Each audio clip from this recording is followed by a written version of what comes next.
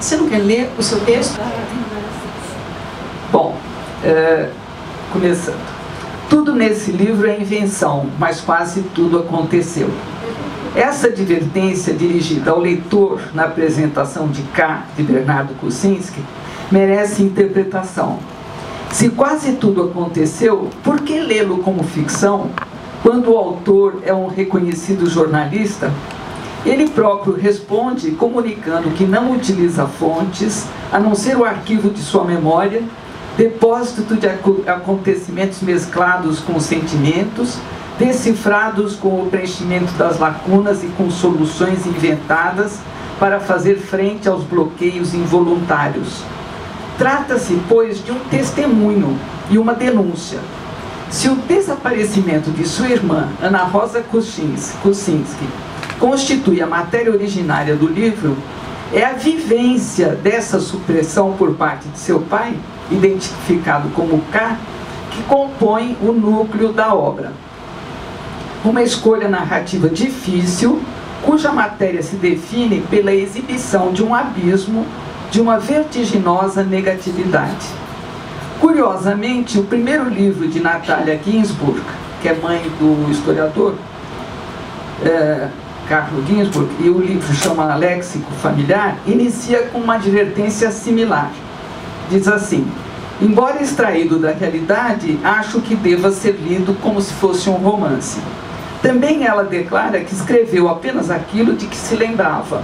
Assim, se for lido como um relato, uma crônica da realidade, despontam as lacunas que o livro realmente apresenta, mas se for lido como um romance, não se pode dele exigir mais ou menos do que oferece, vislumbres e estilhaços de tudo que se vê e se ouve. Os dois romances têm em comum o fato de retratarem períodos conturbados e terríveis da história. Enquanto Bernardo Kucinski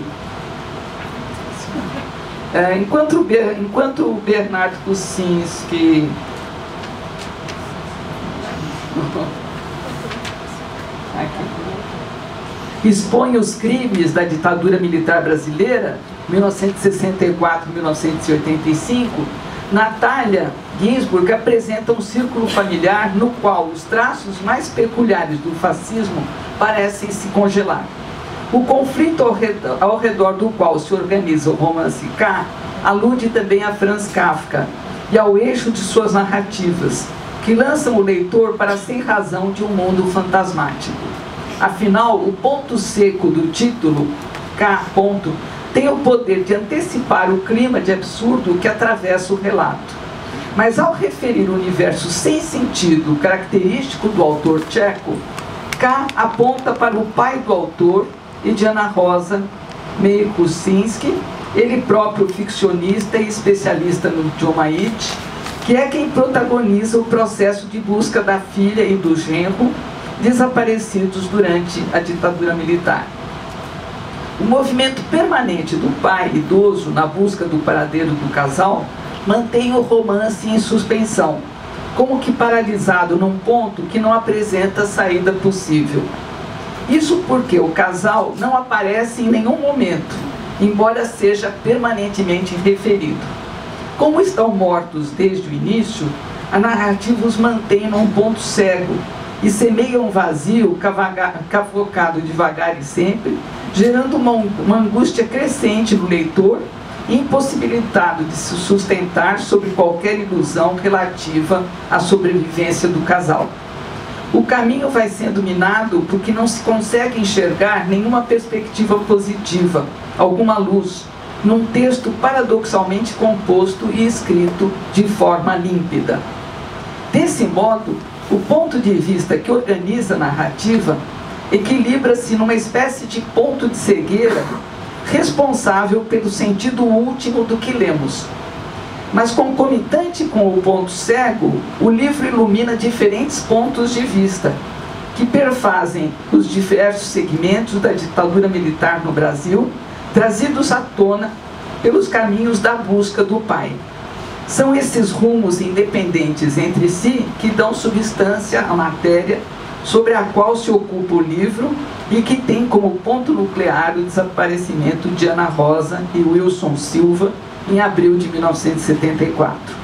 Eles continuam desaparecidos até hoje, ainda que tenha sido encontrado um registro nos arquivos do Departamento de Ordem Pública e Social, DOPS Paulista, atestando a data da prisão sem maiores informações. Ambos tinham 32 anos quando foram sequestrados pelas forças de segurança no centro de São Paulo.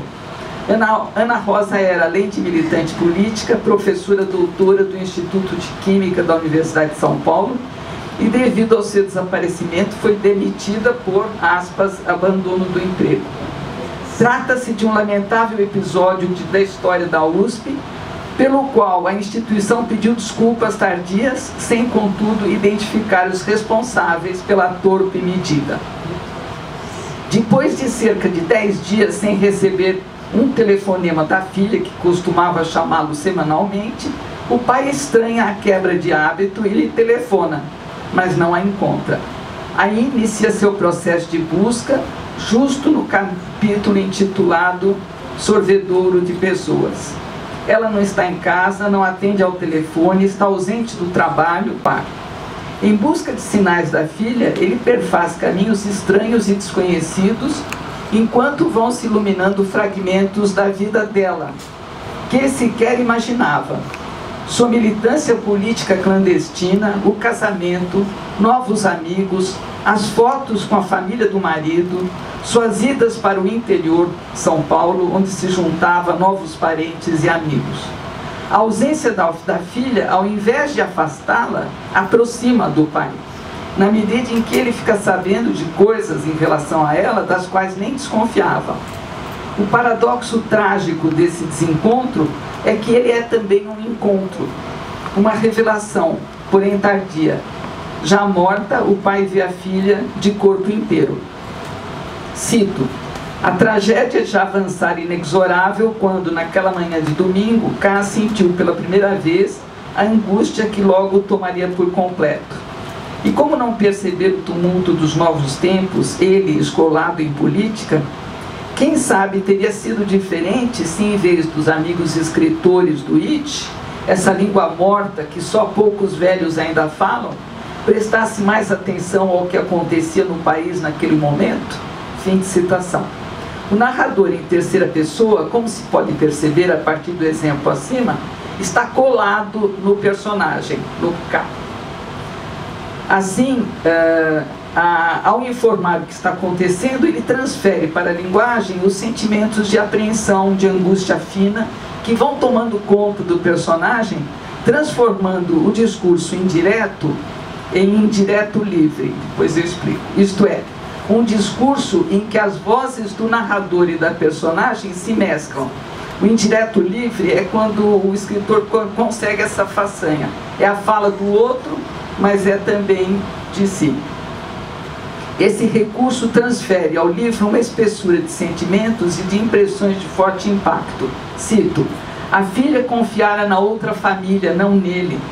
Para a outra família, o casamento não fora secreto, apenas discreto. Havia nisso um significado maior. Teria ela realizado uma troca de famílias? Esse pensamento o machucava. Teria sido uma resposta ao seu segundo casamento com aquela alemã que a filha detestava? Ou a sua devoção tão intensa à língua Yiddish, uma língua que nem ela nem os irmãos sabiam falar, aliás, por culpa dele, que não se preocupou em lhes ensinar. Fim de citação. A saga do velho pai segue os caminhos do bom senso.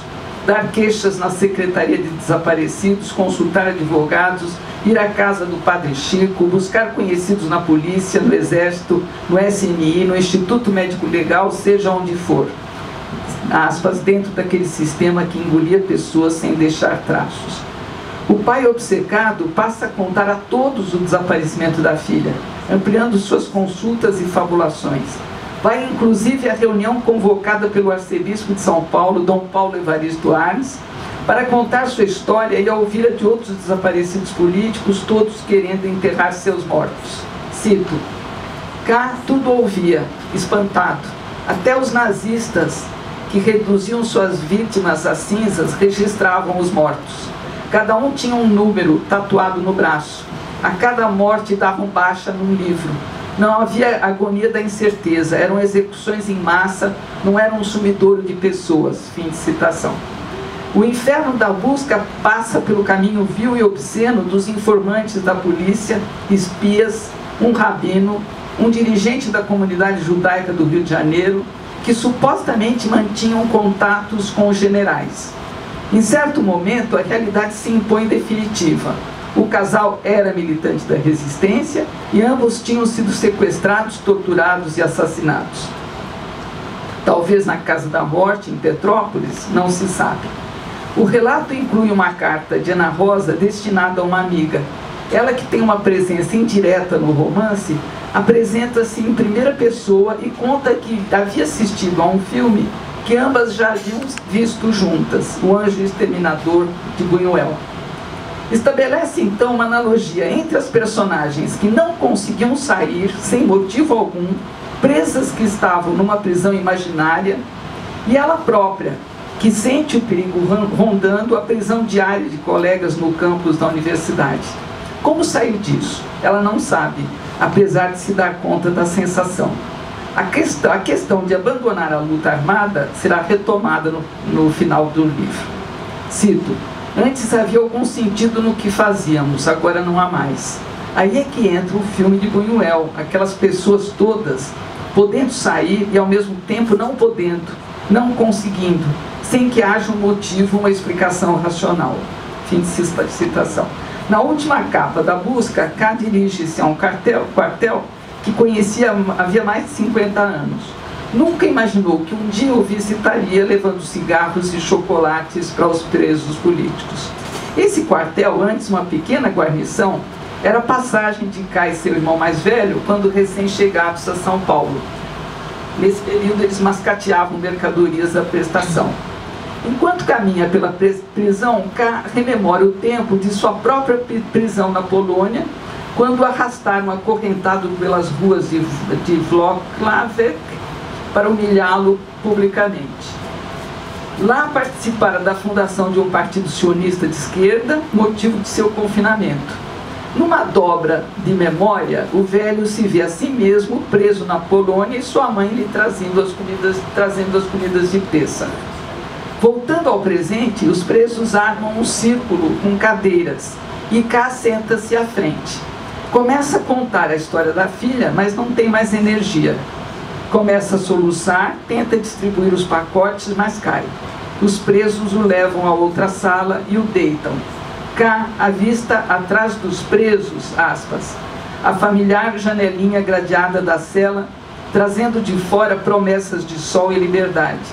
Sentiu-se em paz, muito cansado, mas em paz.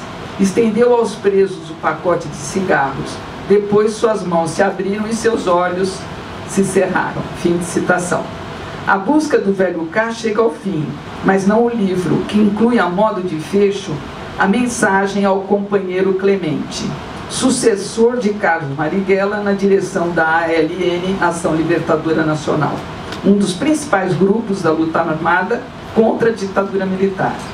Nessa mensagem, assinada por Rodrigues, revela-se uma avaliação do movimento que inclui discordância em relação à afirmação de Clemente ao Grupo de Paris, segundo a qual a organização não existe mais. Rodrigues afirma que para a repressão, a organização sim existe, pois continua capturando companheiros e os que caem somem. Mas se a luta está perdida, por que se deixarem liquidar pela ditadura? Em síntese, a mensagem contém um elenco de discordâncias, de erros e a necessidade de pôr fim à luta armada. Se a luta tivesse sido suspensa em tempo, vidas teriam sido poupadas. Além disso, segundo se diz, os companheiros teriam incorporado o método de terror da própria ditadura, executando, por exemplo, aqueles que falaram sobre tortura, como se fosse possível julgá-los traidores. O livro fecha com a revelação da armadilha que se montou para não liberar os que se uniram na luta contra a ditadura, conduzindo-os dessa maneira para a morte certa. Longe de qualquer tratamento maniqueísta, a vilania dos regimes de opressão não se contrapõe de modo absoluto aos revoltosos neste livro. Entre os dois polos, formam-se as zonas cinzentas de que falava Primo Levi em Os Afogados e os Sobreviventes. Aquela região difusa do lager em que o prisioneiro se deixava envolver pelas negociações com os alemães. Mas se é impossível discernir de modo absoluto as forças opostas, é certo que elas não se equivalem. Ou como disse o próprio Primo Levi, quando trata da analogia paradoxal entre vítima e opressor, cito: os dois estão na mesma armadilha, mas é o opressor, e só ele, quem a preparou e a fez disparar. Fim de citação. Com o livro K, defrontamos-nos com uma experiência na qual a assim chamada realidade é revelada sob a forma de um abismo, marcador da ausência irremediável do corpo da filha que ali deveria estar, para que o curso da vida tivesse um sentido. O livro de Kuczynski, além do testemunho de um período terrível de nossa história, é também a tão almejada lápide de Ana Rosa.